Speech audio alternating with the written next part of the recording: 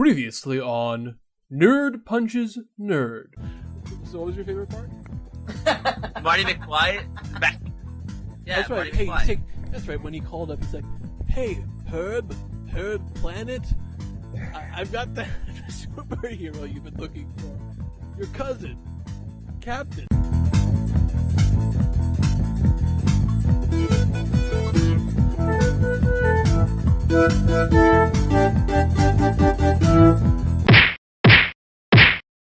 Hello, and welcome to Nerd Punches Nerd, the only podcast where a bunch of nerds pretend to physically fight over minor pop culture minutia. I'm Jeremy, here with Benji and Sam. Hello. Say hello. Hello. And today, we're going to be talking about one of our favorite movies and some other things attached to said movie. That's right, we're talking about The Matrix. Does it have you? You may remember that the Matrix has you, of course, was one of their advertising slogans. And you may also remember that The Matrix was a little confusing. For some people, by which I mean other people. Other people besides Jeremy, of course. Well, I was including what I you remember too. from it was before the movie came out, they had these, the previews, and the previews didn't tell you anything about, like, what the movie was about. Yeah. In fact, I remember it was cool because I had forgotten the concept when between the time that I heard it and then when I saw it, because I had a friend of mine. I was like in 5th or 6th grade, and he came over to hang out and he told me about this cool movie, The Matrix. I'd seen it like previews for it, and he told me the whole concept, and I forgot about it. Fortunately, when about what the concept was when I started watching it, I was like, that's a pretty cool concept. And I just remember the commercials where you see in the middle Morpheus going, "Free your mind," and then leaping, Yes, you remember that? Yes. Yeah.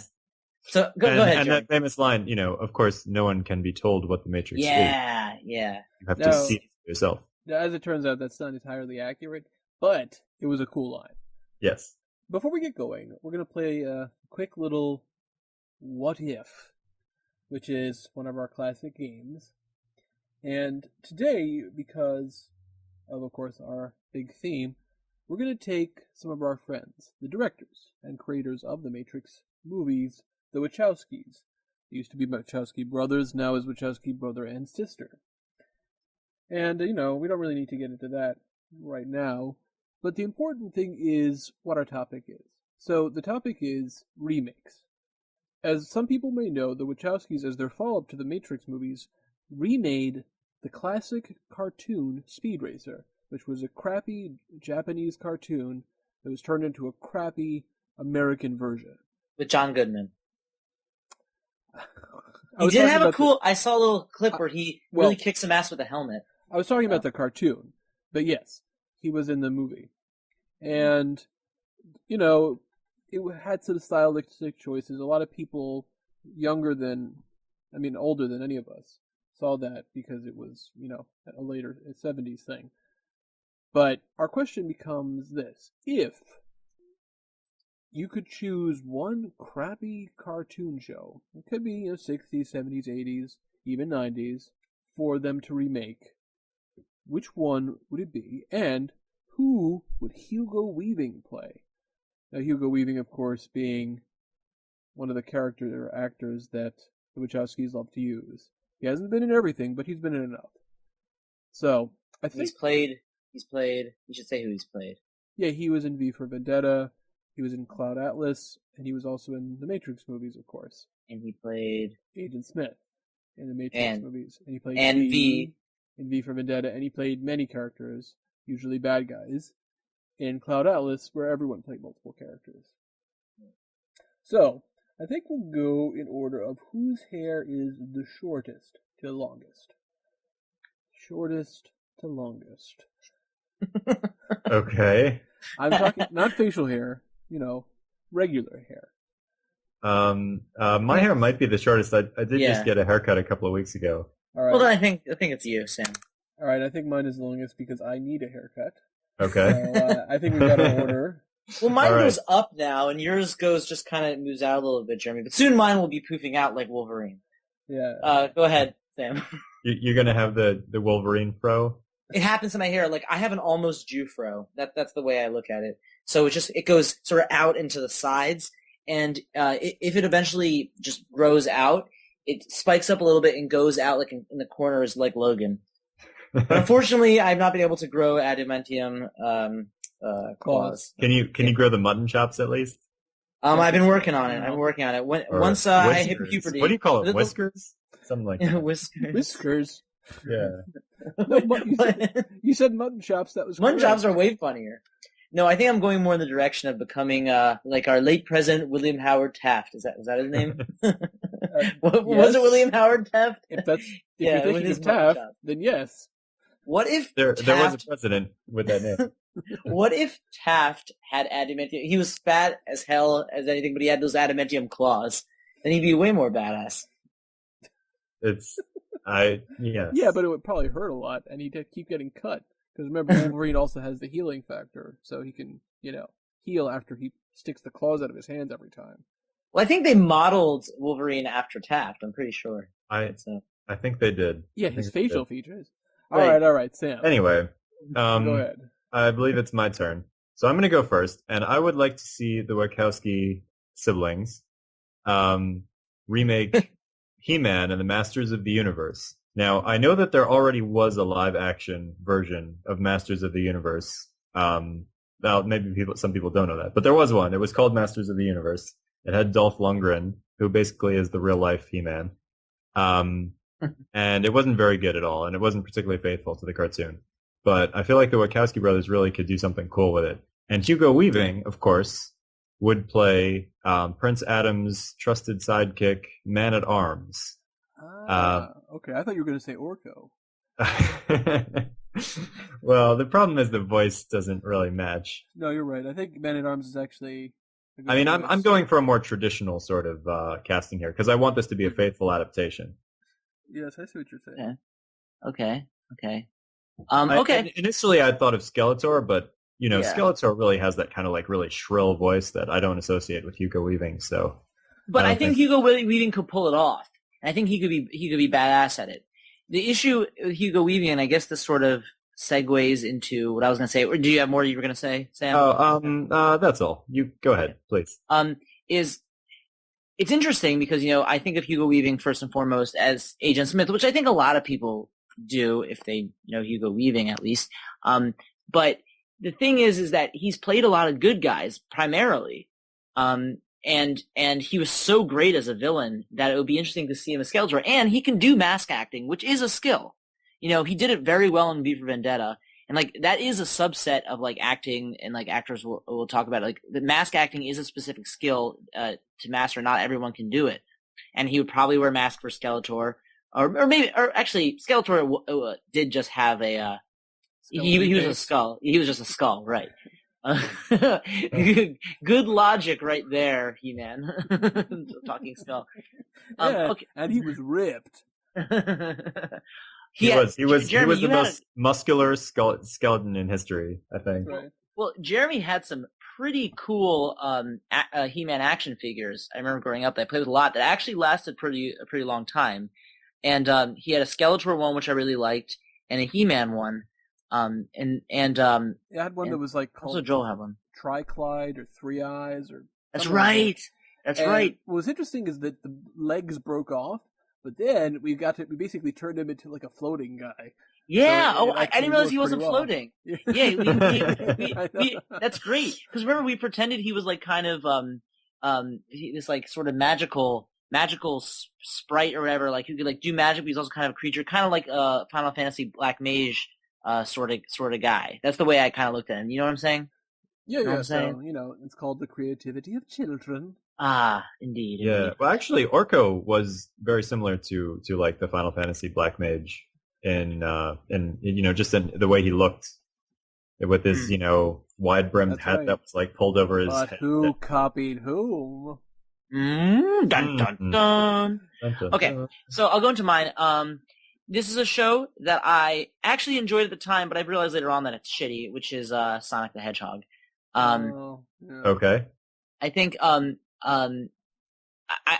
probably would enjoy it if I watched it again. But you gotta admit that there were some issues with it, and maybe I'm shooting myself in the foot by saying this because maybe I'll watch it again and be like, oh, this was amazing. But anyway, I don't think it was amazing. It was weird though. It was like it was a good kind of, ADHD type, if you want to use that kind of slightly politically incorrect phrasing. This idea, basically just kept throwing a lot of random stuff at you, so it's kind of fun for kids, and it's kind of funny because of all the slapstick, but it doesn't really work. And it only really works because I think if you're a kid, you can appreciate it. Well, he had educational messages at the end of each episode. Oh well, you may not remember, but at the time there was like a push, and there was a certain amount of educational requirement that. Of course, I remember. They had to. Of course, I remember. That was in everything that you watched as a kid. Everything from like the sitcoms to the cartoon shows. It was at the end of every episode. You just expected it. But anyway, I think I remember really enjoying the show. I remember in first grade, just really like, I even made up a song in my head because I would like go to Joel's like later, and I was really excited. I was just thinking, "Get the day going, Sonic the Hedgehog," and I just sing it to myself over and over again. That's what I did in first grade. Anyway, right. so Hugo Weaving playing awesome. your Sonic. Robotnik. I think he'd be a great Robotnik. I think he would laugh raucously. I think he'd have this belly. I mean, he put on a fat suit. Of course, remember he's got those shades. He's the kind of Mr. Smith, like Agent Smith, and he'd be like, what would he say? He'd be like, "I'll get you next time, Mr. Hedgehog." And, like, I like. Is it Mr. Hedgehog or Mr. the Hedgehog? Mr. the Hedgehog. I'll get you next time, Mr. the Hedgehog. Yeah, and he can do a laugh. And like I think the Wachowskis, the reason why I didn't pick He-Man was because I haven't seen the Wachowski brothers really approach anything fantasy related. I've seen them do sci-fi, just in general. I think, Mobius is kind of just is definitely this weird world, and I think they have some visual skills, and I think they could do some cool stuff. I mean, imagine just some cool fight scenes with Sonic and Tails. You know what I mean? And there'd be a lot of cool things happening, and it's just kind of an aesthetically interesting world. And who knows what like the explanation for Mobius would be, or what it would be, or whether they try to, because they try to put some commentary at least into V for Vendetta and the Matrix. And who knows like what they would do with that if it would just be a different world where they comment on Robotnik and he represents something else, or if Mobius is some weird alternate reality. So I think there could be something interesting. Any thoughts about who would play Sonic? Jaleel White, of course. Jaleel White? Wait, did he play Sonic? He did. Did That I do that? God, who would be good to play Sonic? I don't know. I mean, because you need to have like a frenetic, crazed actor. I was just thinking Quentin Tarantino, just because of Quentin Tarantino. Yeah. I don't think he has quite the physicality needed for that role. But Woody Allen. I'm just thinking of neurotic people. It's not neurotic we're looking for. It's frenetic. Who's a frenetic actor? I mean, you could pick a young actor. I mean, I don't know. Like, I was gonna say like Stephen Fry, but he's way too old. Yeah, I don't know. That's a tough call. I mean, like, would Chris Evans like be good? Like, I mean, listen, he probably could do it, but I feel like it's. I don't know. We'd have to think about that. All right, well, let's move on. Katniss Everdeen. That's a fictional character.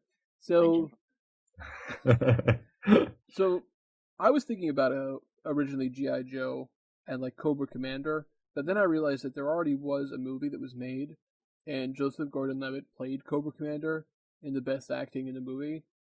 So I thought, oh well. Really, Joseph Gordon-Levitt? I know, and he was actually by far the best, which probably isn't a surprise considering you had other luminaries such as Marlon Wayans and Channing Tatum in it. But the movie was alright for what it was. But then I came up with, I think, a better idea. Captain Planet. Oh, ooh. Nicely done. I can't even think about that. And there's a lot of characters I think Hugo Weaving could play. I mean, you have so many great villains, Duke Nukem. Well, he obviously can't play... August Greedley. Did you say Duke Nukem? I know. There was actually some legal stuff that turned out that they were still allowed to use it. But there was actually a guy named Luton Plunder who looks a lot like Hugo Weaving. And okay, I was gonna say obviously he can't play Captain Planet because that's already Don Cheadle, has got that covered. That's fine, but I also don't. I feel like Hugo Weaving can't be Captain Planet. It doesn't work. You need him to play someone sinister. So either you do that loot and plunder guy, who is the sort of the normal looking human, or Captain Pollution, or yeah, that's right, Captain Pollution. I think he could definitely do a good job of that. What a great name for a villain, by the way, Captain Pollution. Captain Pollution was, from our powers of evil combined. Captain Pollution. Captain Pollution. It's a good name. It's not the greatest supervillain name of all time is from the movie Mystery Men, and it's Castlevania Frankenstein. That's actually Jeremy I believe Mystery Men's one of your favorite movies. Yeah. One of your favorite obscure movies, I should say. It was actually Casanova Frankenstein, but is it? Oh, it's Casanova. You're right. It's not Castlevania Frankenstein. It's Casanova Frankenstein. All right, so let's move on to talking about The Matrix. All right. And I think obviously we should just start by talking about the first movie. I think most people have seen it that see movies. I guess I should clarify. Obviously, I think there is a generational divide. Like, once you get above a certain age, I don't think it's so common. But certainly among people like 50 and below, up down to maybe college age. Because probably now there are definitely college kids who may not have seen it yet. I mean, I already told you guys the story about how my old roommate Bilfords showed his girlfriend at the time The Matrix, who hadn't seen it. Yes. So I feel like it's just, I think, yeah, it's not necessarily indicative of anything, but I think that could definitely happen just because it's not as, present nowadays. And I think I've heard Bendy talk about before how he thinks that some of the passion for it and the interest in it has waned because of the disappointment people had towards the sequels. But the truth is, I feel like the first movie still holds up as one of the best sci-fi movies ever, for sure. Yeah. I agree. And I think you're probably right about the sequels kind of diminishing it in people's minds, because the first movie is really solid. And like when you go back and watch it again, it's still gripping. It's still like just quality filmmaking. There are things I did notice that have become like tropes since then. That and some of the special effects are a little dated, definitely. True. But just everything that happens in it is just, it moves so well as a movie. Like everything about it, and it's got everything. It's like every single part of it has got a ton of shit in there without it bogging you down at all. Yeah, it's like there's like almost zero drag. It's pretty much zero drag. What you're describing is that it has great structure and pacing. Yeah. Like it's just put together. It's well constructed. And it just keeps things moving forward. It has the right sort of like, occasionally things like slow down, you get these contemplative moments, and then like you get back to the action and stuff. But it's just a well-made movie. Yeah. Yeah, definitely. It has a very good structure to the screenplay, and it has a very good resolution and ending, which isn't necessarily easy, because a lot of times you'll have movies that are enjoyable, but you kind of get to the end, you're like, oh, well.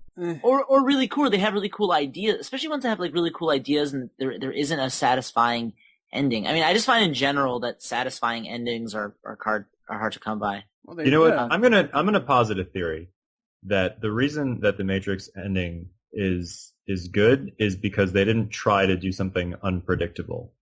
Essentially, like the ending, they told you what was going to happen. Right? It's like in the middle of the movie, they tell you how it's going to end, right? It's not a surprise, but it's just like the way that they manage to like make you think that maybe it's not going to happen and then it does. And, it's just, it's powerful. And it doesn't rely on like some kind of twist or, like an alternate ending or, something silly like that. It delivers on its promise. It gives you exactly what it told you it was going to give you. Although and it's satisfying. The twist isn't entirely accurate. I mean, the twist is essentially that he could survive being killed in the Matrix, which nobody else can. Right, but and also that he could. It has built up to that, though. Part of it is that what's cool and unexpected. I forget the technical term for it, but there's a name for the moment that, close to the end where it seems like all hope is lost. This is like a standard like writing All hope is trope. lost, rock bottom. I've heard all hope is lost as the term. Right. I'm not sure that there's another term for it. I don't know exactly. Like I've seen it referenced, and maybe that's the term that I'm thinking of. Is just the all hope is lost moment. But that's like a standard storytelling trope that's existed for hundreds of years. But I think and it's like a standard part of storytelling, and they played it straight, but they just did it well. Right. Well, I think what's important about it is that the basic story of what's going to happen, but it's that all the individuals. This is rare for a movie. It's like you have a good concept, but the individual steps that are going on aren't really taking you in any cool direction. And you see, like with like Neo's character, it's like each part, like he takes a step forward, like 2 steps forward, 1 step back, kind of. You know what I mean? And it's kind of like you keep peeling back like layers of the onion. Each time he goes forward, and it's like he gets better, but this thing sets him back. He gets better, and he realizes more and more. And what's great about the last moment in the movie, or when he realizes and sees it, is that he decodes everything. So it's like you think his ultimate thing is that he has to train, and then he has to then he has to stand up, then he has to fight, and he has that moment. But then it stops in a second, and he when he throws Smith in front of the train, he really just has a moment, and he has to run, and then he's running for his life again, and then he gets killed, and then he sees it for what it really is, and it's a powerful moment because he just had to like physically fight. He had to understand it in terms of how to be an ultimate person in the Matrix. But then he saw like the code for what it was, and it was just it was also just a really good development about like if you're talking about like if it's relatability in any way, it's kind of like you going through this process where you keep once again peeling back layers of the onion. You think you have to master this, and there's this next level. And I think another thing that really helps the movie, that really picks it up. Maybe not towards the end, but towards the middle, is the Oracle. That whole thing of the Oracle, I think, like I don't want to say save the movie, but it did so much to put it to the next level, because that the actress's performance, she was so good at being like this kind of like sort of like not wisecracking, but this sort of like mom, like he was kind of wisecracking, but also had this like deep wisdom.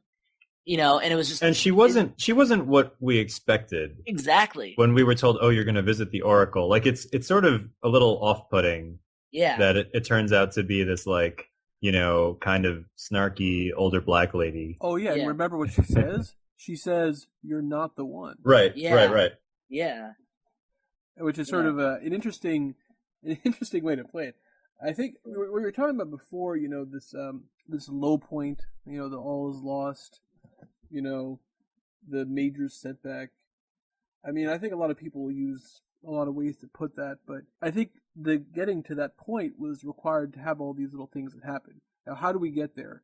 There was listen, hey, you're not the one. If you choose to, let him, Morpheus will sacrifice himself for you because he believes you are. And then at the same time, of course, the machines are coming to kill them, and then it all sort of culminates in him getting killed, seemingly. So I think there's more. You have a couple places where it's not quite as this is the one all hope is lost moment, but I think the biggest one is right near the end, which isn't that normal for a script. Normally, it's earlier on.